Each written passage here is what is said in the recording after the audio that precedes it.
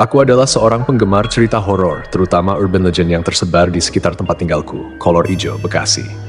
Kisah ini bukanlah cerita biasa, melainkan legenda yang menghantui banyak orang di daerah kami sejak beberapa tahun yang lalu. Cerita tentang Kolor Ijo bermula dari kejadian mengerikan yang terjadi di malam gelap di pinggiran kota kami.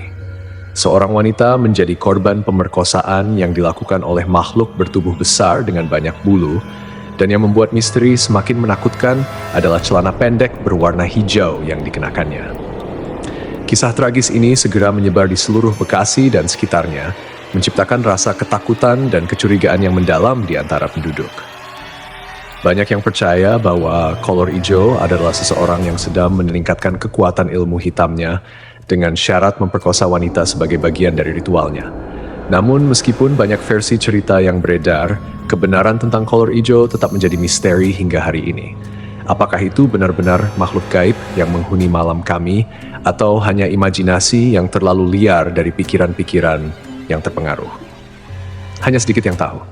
Setiap malam, ketika kota kami tenggelam dalam kegelapan, bayangan Kolor Ijo masih menghantui pikiran banyak orang. Apakah itu hanya cerita atau sesuatu yang nyata, kami belum dapat memastikan. Namun satu hal yang pasti, cerita Kolor Ijo telah menyisakan jejak ketakutan yang sulit untuk dilupakan di antara kami. Aku duduk di tepi ranjangku, mengingat kembali momen ketika cerita urban legend Kolor Ijo mulai tersebar di sekitar tempat tinggalku, Kolor Ijo, Bekasi. Tahun 2003 adalah masa yang penuh dengan ketegangan dan rasa penasaran akan kebenaran di balik misteri ini. Kisah ini bukanlah cerita biasa yang bisa diabaikan begitu saja. Ini adalah legenda yang telah menghantui pikiran banyak orang di daerah kami sejak kejadian mengerikan itu terjadi. Awalnya, hanya sebagian kecil orang yang percaya pada cerita itu. Tetapi seiring berjalannya waktu, semakin banyak yang mulai mempercayainya.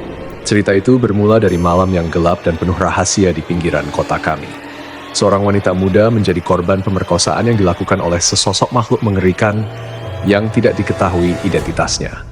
Saksi-saksi yang melihatnya hanya bisa menggambarkan makhluk itu sebagai sesuatu yang besar, bertubuh bulu, dan mengenakan celana pendek berwarna hijau. Kasus ini mencuat ke permukaan dan segera menjadi pembicaraan utama di seluruh Bekasi.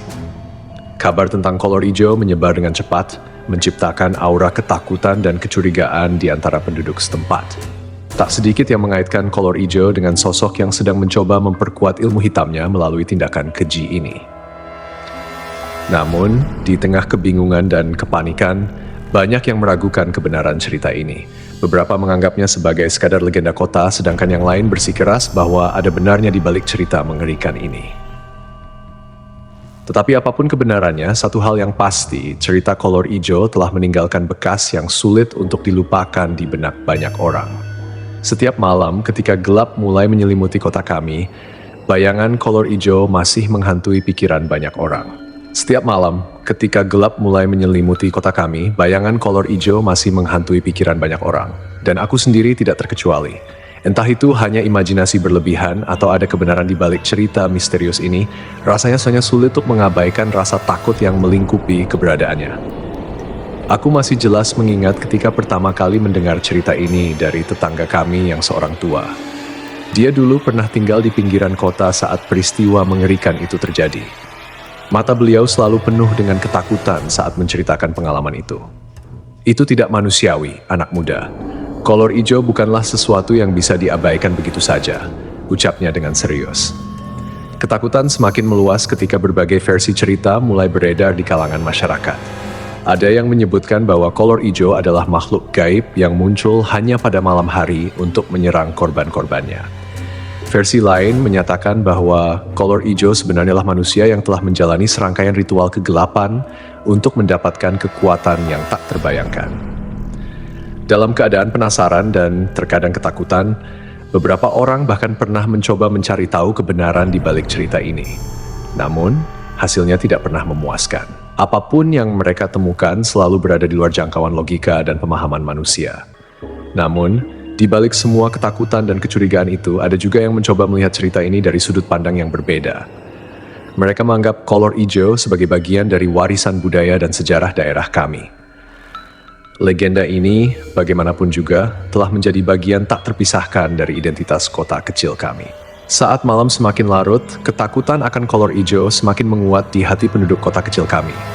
Setiap suara yang tidak biasa di malam hari membuat bulu kuduk merinding dan bayangan kolor ijo seringkali terbayang di benak kami. Tidak jarang pula, cerita ini menjadi bahan obrolan di warung kopi atau pangkalan ojek di sekitar kota. Masing-masing orang memiliki versi dan pandangan sendiri mengenai kolor ijo. Ada yang takut, ada yang meragukan, dan ada pula yang mencoba mencari tahu kebenarannya. Aku sendiri, meskipun kadang terpengaruh oleh cerita ini, mencoba untuk tidak terlalu terbawa arus ketakutan massal.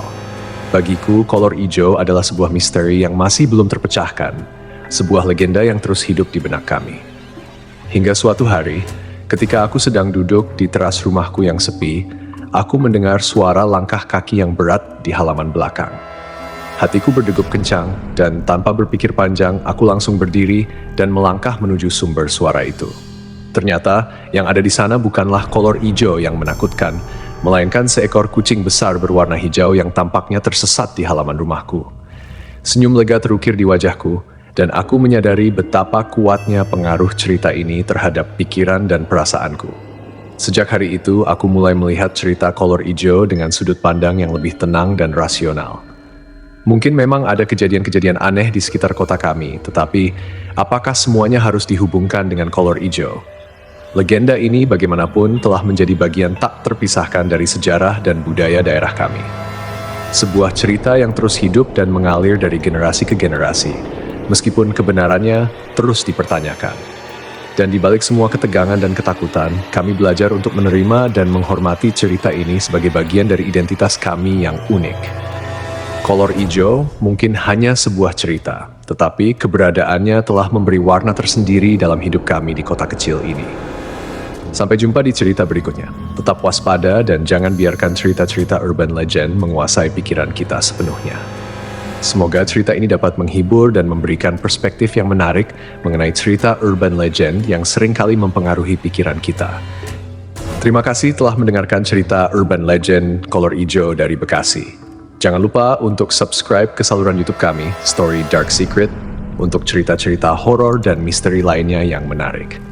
Jika Anda suka dengan cerita ini, bagikan juga kepada teman-teman Anda yang menyukai kisah-kisah misteri yang menegangkan. Sampai jumpa di cerita selanjutnya.